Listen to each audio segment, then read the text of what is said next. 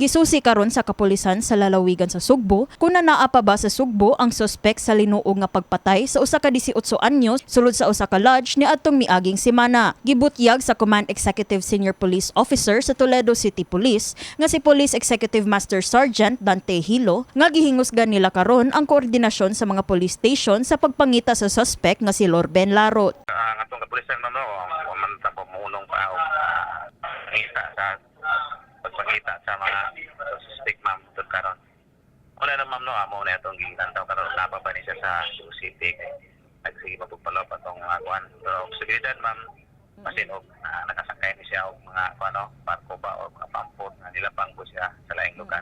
Samtang gipangita ang suspect, gipalawman sab sa PNP ang investigasyon sa nahitabong pagpatay sa biktima nga si May Fatima Tagakta. Kay hinumduman nga ni adtong Biyernes, September 20, napalgan na lang nga wala nay kinabuhi sa usa ka lodging house ang biktima sa sitio Santa Ana, Barangay Poblasyon sa Dakbayan sa Toledo. Base sa nikatap nga CCTV footage karon sa social media, makita nga ang dalaga kuyo nga iyahang giingong chatmate ang 42 anyos nga si Larot o alias Richard Larot. Nagkanayon si Hilo nga ang suspect lumad nga taga Mindanao ug dunay kapuyo.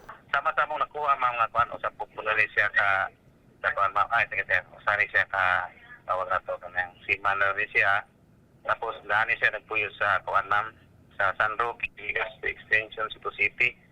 Ato particularly sa per area sa Cebu City ma'am.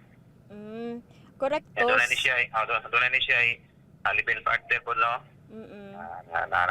Puyo dito. Usa ni siya sa lumulupyo sa Barangay Balacanas, Villanueva, Misamis Oriental. Human nga nailhan na ang suspect, giandam na sab sa kapulisan ang kasong ipasaka bato kaniya. Usa sa gipaabot sa kapulisan ang resulta sa eksaminasyon kung gihilabtan ba sa suspect ang biktima sa wala pa kini gipatay. Isa nag-prepare na sa itong investigator ang mga tanang dokumento, gipangkuha ng mga ebidensya, itong mga witness niya. Posible ato kining mapile nga kaso ma'am. Ma'am is ang murder. Maabot pa ta sa resulta sa autopsy kung nulay tayo makuha po ilabtan tong biktima.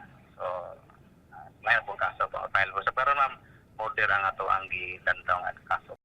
Kini si Eliza May Piñaranda, alang sa My TV, Cebu.